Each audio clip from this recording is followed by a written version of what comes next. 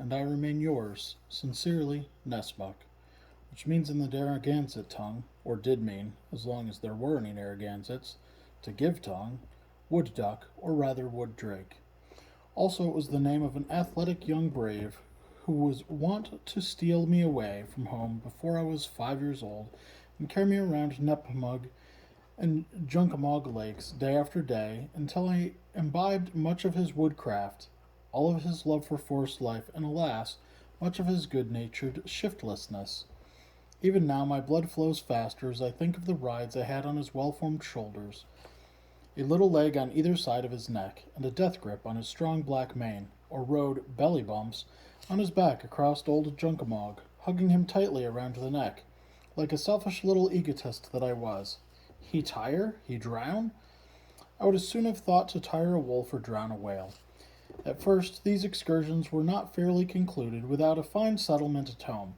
Said settlement consisting of a head raking with a fine-toothed comb that left my scalp raw, and a subsequent interview of a private nature with Pa behind the barn, at which a yearling apple tree sprout was always a leading factor.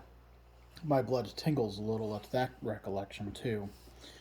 Gradually they came to understand that I was incorrigible, or as a maiden aunt of the old school put it, given over, and so that I did not run away from school, I was allowed to, quote, run with them dirty engines, unquote, as the aunt aforesaid expressed it.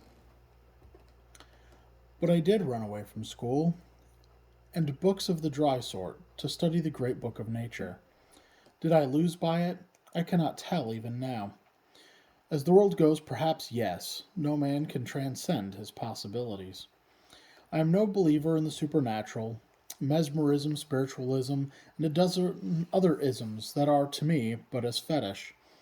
But I sometimes ask myself, did the strong, healthy, magnetic nature of that Indian pass into my boyish life as I rode on his powerful shoulders, or slept in his strong arms beneath the soft whispering pines of Douglas woods?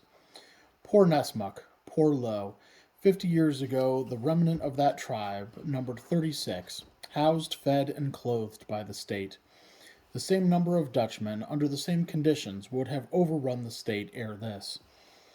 The Indians have passed away forever, and when I tried to find the resting place of my old friend, with a view of putting a plain stone above his grave, no one could point out the spot.